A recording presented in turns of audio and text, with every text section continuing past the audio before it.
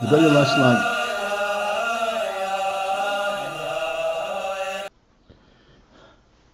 We're talking about spheres, and we're talking about world per se, even world itself, Stahlschluss. As that is recognized and present within the source of sources in Ein Sof itself.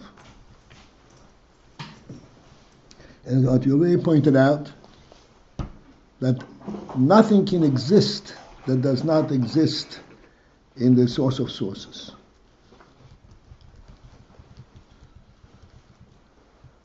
That source of sources, Ein Sof, that encompasses everything. And that is what enables everything to be.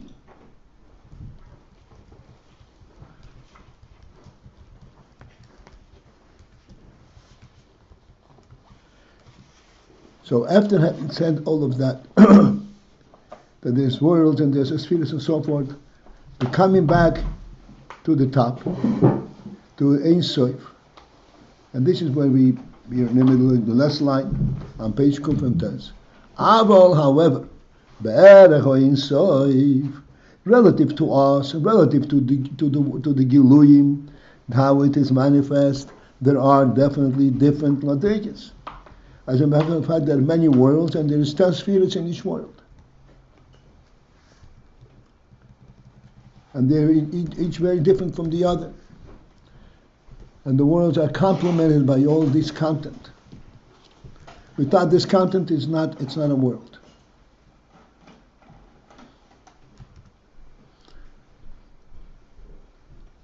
Again, I'm going to deviate to bring this to our conscious recognition. A human being is a human being, encompassing all that a human being stands for.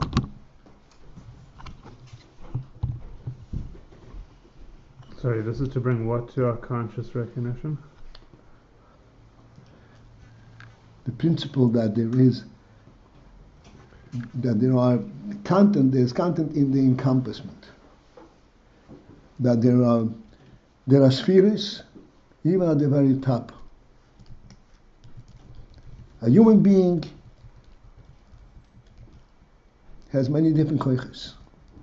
These koiches together,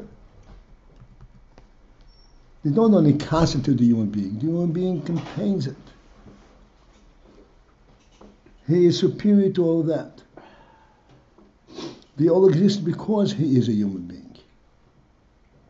And therefore, from the human being's perspective, speaking from that level,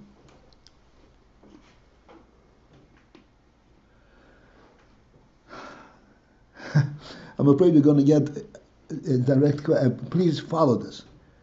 A human being has hands and feet.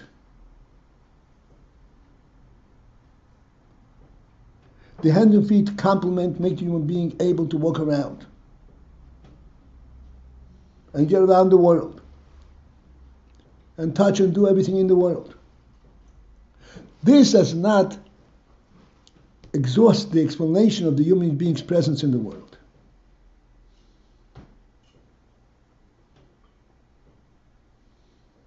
The human being's presence in the world is not due to the fact that he has feet and is able to go around.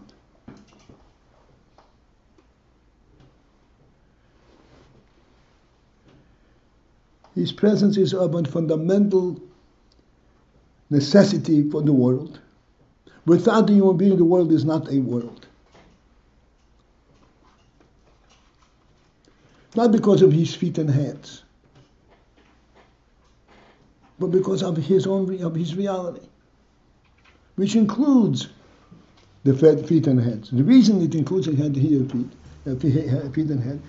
hands is because the human being does encompass the entire existence. The feet and hand is only for him to be able to relate to the existence at the most superficial level. In reality,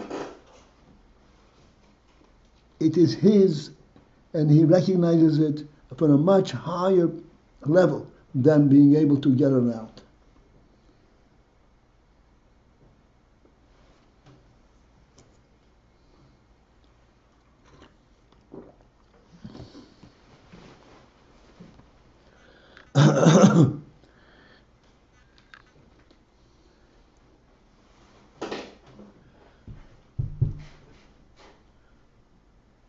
Thus, going up to the essence of the human being, all his capabilities, all his qualities, including absolutely everything,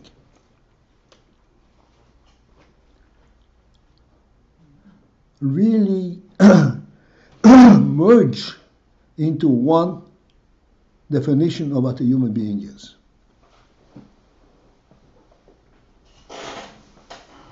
To the extent, they merge to the extent that they're not identifiable individual at all.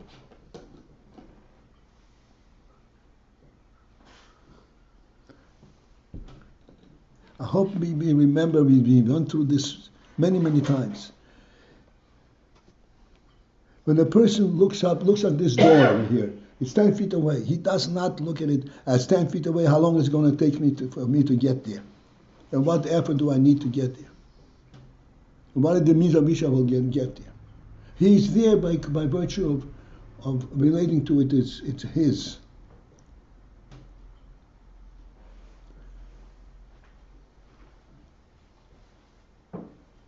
If he needs to get out there, he's out there before he even thinks of how to get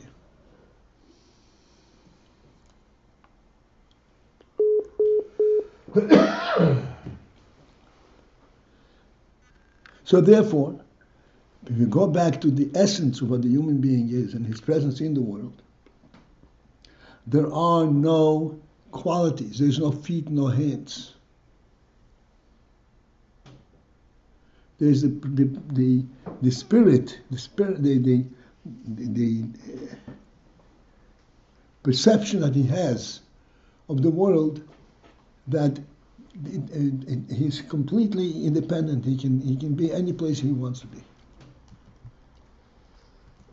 Moreover, not only he can be any place he wants to be, he wants to be everywhere because it's all his. He relates to everything.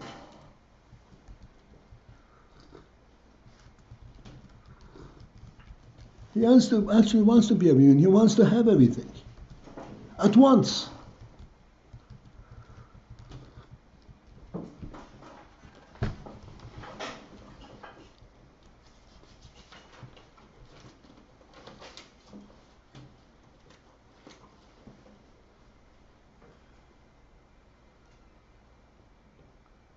Sitting here in this room, right now all we need is a bench and the table. Nonetheless, we are recognizing and we're relating to the fact that there are windows over there and there are doors over there and that there is a sink over there. Everything that's in the room is already, we're experiencing it as we are sitting by the table.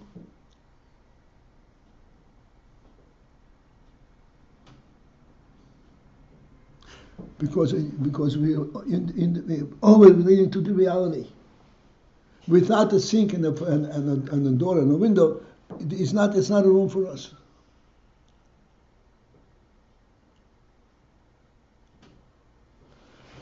As a motion, this will explain to us the words that the Rebbe is saying over here.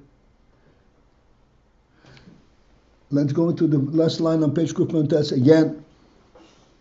But relative to the Ein Sof encompasses everything due to his infinity, due to his own reality itself. Bipshitus, it's called Bipshitus. Not because he possesses them, but because of the fundamental reality that he is. Haino. So, relative to the Ein Sof, Haino, which means, what we mean to say, Kamei. What does the Rebbe explain? Why does the Rebbe add the words Haino Kamei? Because he recognizes that we would not be focusing on the word Berach Ein Sof properly. When we say Berach Ein Sof, we probably interpret it in comparison. In comparison to Ein Sof. It's like you have $1 in comparison to 1,000,000. Oh, how do you compare? So in comparison to Ein Sof, that is not what the Rebbe is talking about. This is why he comes out and say, Hainu Kamei. Hainu, what I mean when I say Baruch Ein Sof, I don't mean relative, in comparison to Ein Sof. I mean Kamei, in his own place. From his own perspective. That's what I mean, Baruch Ein Sof. How things are recognized by him in his own quote-unquote experience, so to speak.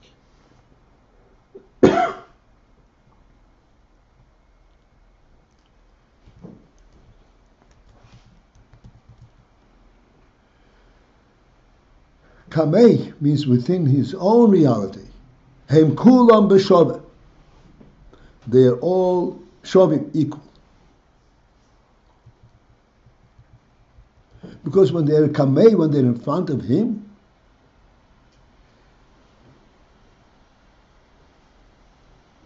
they completely lose their stance, their significance.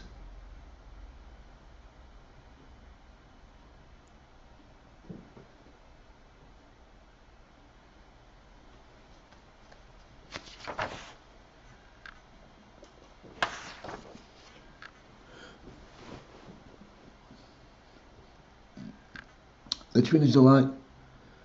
Below yesh is chakos spheres, and there are no distinctions of spheres, b'hishtalshelus and not even hishtalshelus of different worlds, klal, whatsoever.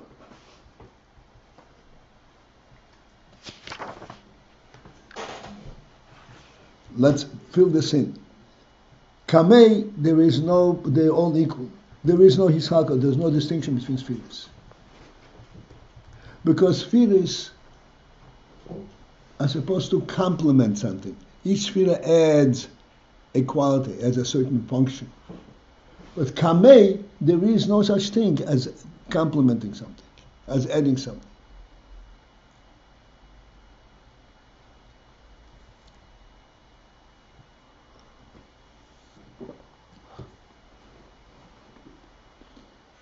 I want to go back to the motion of the human being. Hopefully, we already got the point.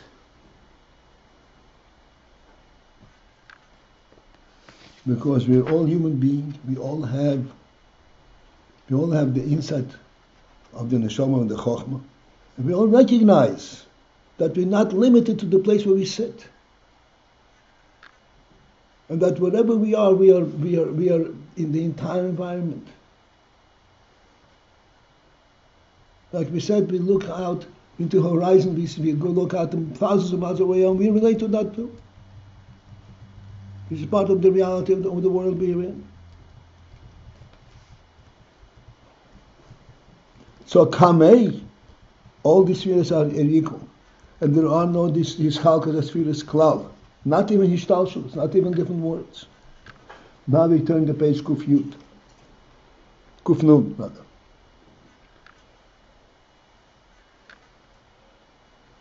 This becomes even more challenging. Again, these challenges are presented to us because of the gift of profound and true intelligence that we were given. Because we actually have a true neshama. V'hagam and although the mikol mokoim, that even so, that nevertheless, even though we say that kamei, they're all equal, still, however, Hari ho'eir ein soif shir bi'atzmi. Ho'eir ein soif shir bi'atzmi. Approximated or generate or perceived bi'atzmi in himself, liyesh esespheres, that there should be esespheres. In other words, the infant that there should be esespheres is not something that materialized on the outside of the Ein Sof. When you come to world, and you see world cannot be built without esespheres, so let's give it 10 spheres. This is not this is not how esespheres is perceived. Esespheres is he approximated, he perceived within himself the union from spheres, that there should be spheres.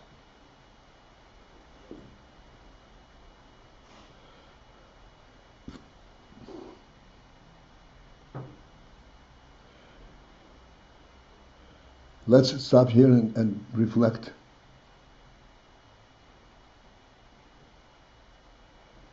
This is how we're going to go yet to further elaboration, but we are here very for the fifth time. He projected in himself that there should be spheres. Why? Why does he need spheres for? He has everything without any spheres, without any spheres at all.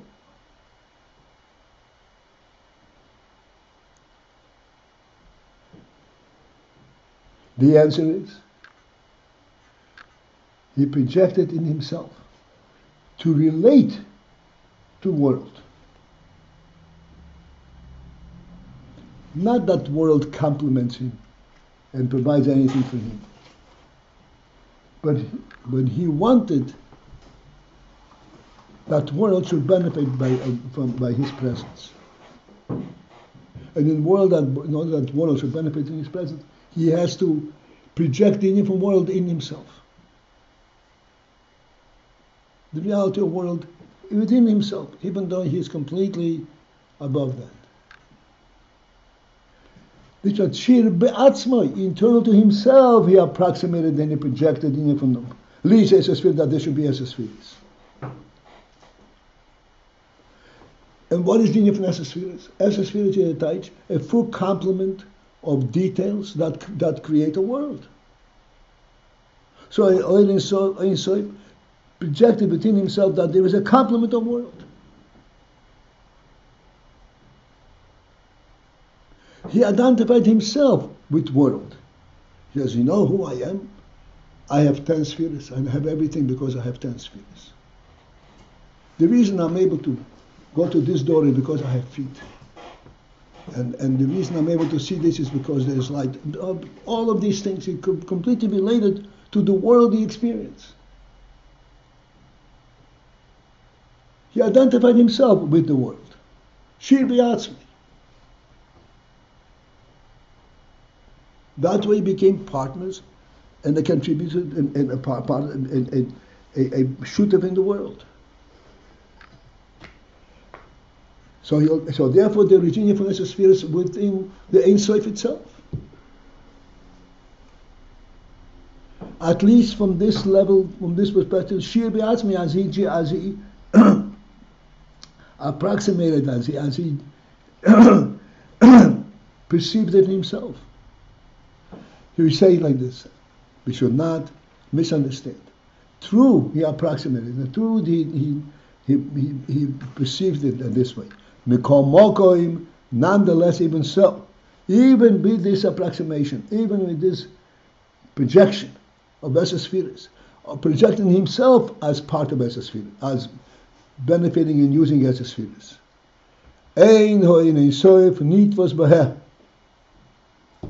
The Ein Sof is not nitvos, is not grasped, is not in them shiyiyah, that the Ein Sof should be bebchinas his chalkus be'erko yisborich, that the Ein Sof should have the union from his chalkus, of the union of subdivisions, of different qualities, different worlds, different spheres, be'erko yisborich, from his perspective, that he himself should be subdivided into 10 spheres.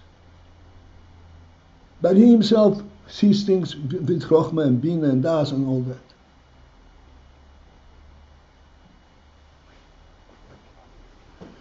Despite the fact that he was shir b'yatzmai liyes spheres, he is not nitvos, he is not himself broken down into these spheres. He remains always independent of the spheres. In our terms, in our muscle terms, a human being can go to the door because he has feet. but he does not relate to the door because he has feet.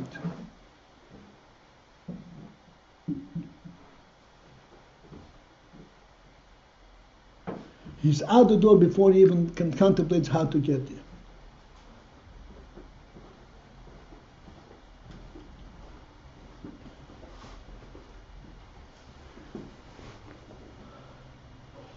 This gives us an understanding of the words that Ein Sof is not nitwas for him, he's not grasped by it, he's not limited by it.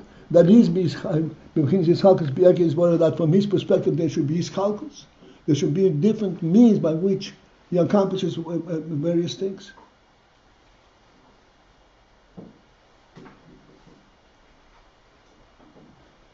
Despite the fact that he does relate to the Esespheres, as we said, Shir B'Yatzmei, he does relate to his feelings, but he is not he's not grasped by it, he's not identified by it. This is a back and forth type of a thing. And both are necessary to understand. It is necessary that he relates to his feelings because otherwise there would be the world would be lacking the presence of his presence. He's not related, then he's lacking his presence. But the world has his presence. At the same time, you cannot divide him and identify him in worldly terms. He remains not nitwas, not grasped, not limited to it. From his be'er koi, relative to him, he is never, even by his perceiving as a spheres, limited to function as a spheres. Like you were saying, the human being, even when he understands the function of feet, he is not limited to think of his feet while he is walking.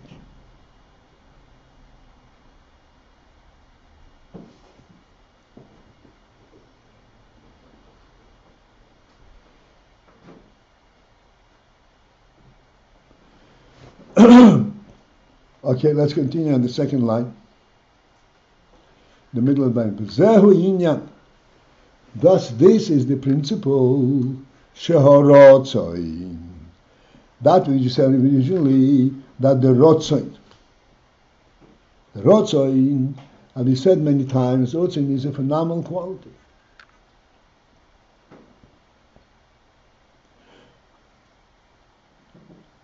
I hope you understand at this point, rotzen does not mean I want something because I'm lacking it. Like the English word wanting. Rotzen means I relate, I appreciate. I give it value, not it gives me value. I give it value. I want it because I want to contribute my presence to it. Not because it contributes something to me. That's a real thing of Rotzen.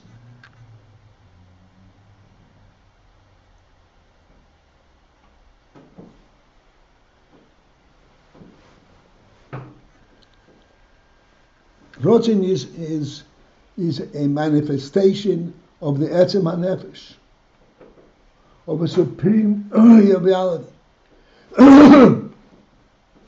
And it is not a reflection of any kind of a lack, of any kind of want.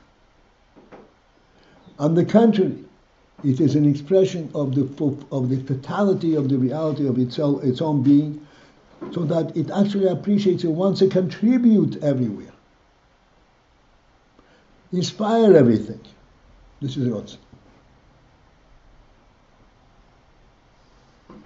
And this is what we say.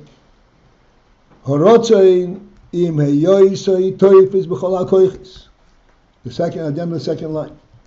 Despite the fact that it's toifis b'chol hakoiches, that it grasps all the koiches, umanhigam, and it actually contains and controls all the koiches. It directs them all the koiches. Everywhere, in all the koiches, in all human activities, there is a rotzen. Without a rotzen, a human being could not make a step. This we discussed way back when.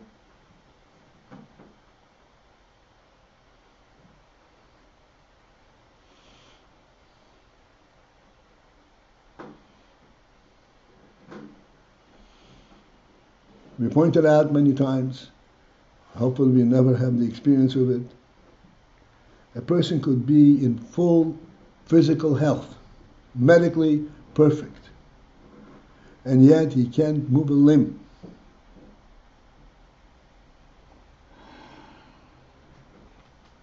He is completely dispirited. He does not see what he's looking at.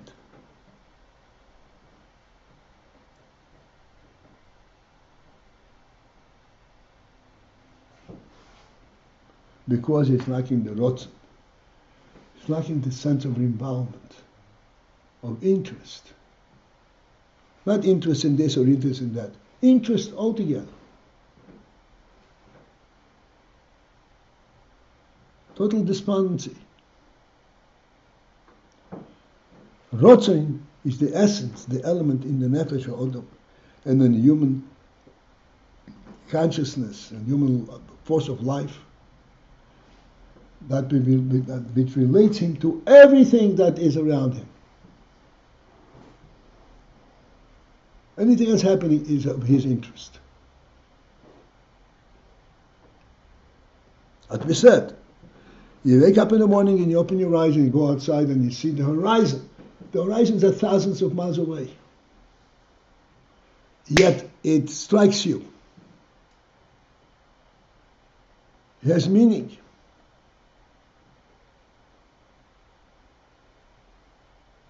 And you appreciate its beauty, you appreciate its purity. Whatever you appreciate.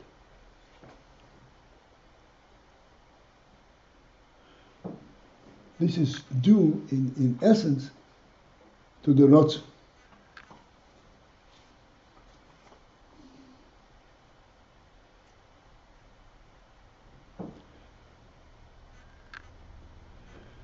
This Rotzen is the essence behind all human activities.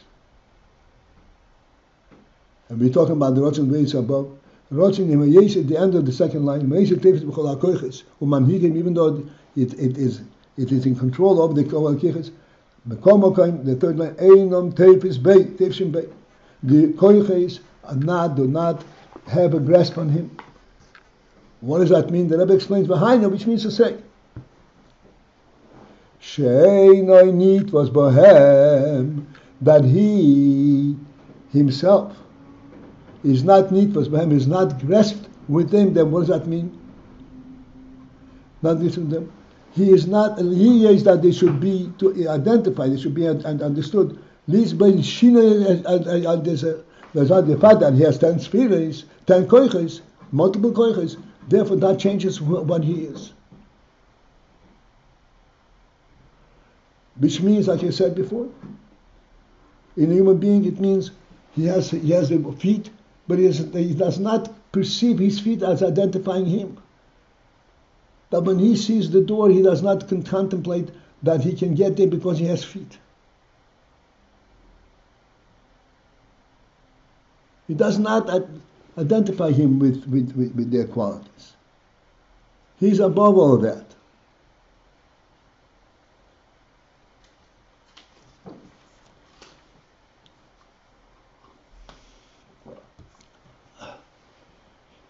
He can get to the door even as he can get to Honolulu. Any place.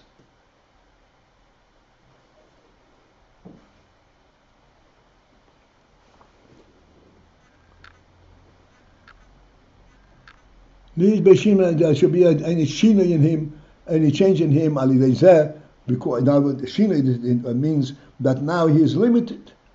He functions via these spheres. Not at all. Shehu, because he, be'etzem, in essence, l'maylo mi'his chalchos shalohem. He, be'etzem, he is in essence, and be'etzem means what he is in reality, is l'maylo mi'his chalchos shalohem, is above the subdivisions that they represent.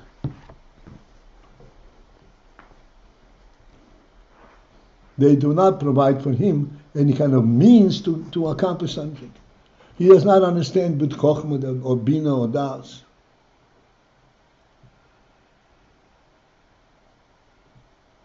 He knows what he wants to know directly, not by any kind of a process.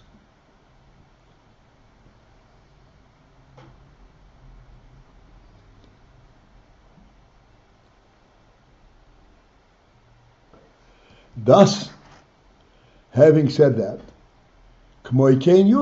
similarly we can understand that although it is part of his will, in his will he perceived the total hishtalshus, total chaining down of worlds into destruction of worldly structure. The komokem still ein harotzein nitvas b'zaklal. The rotzein is not grasped. The rotzein is not designed now by them at all. In other words,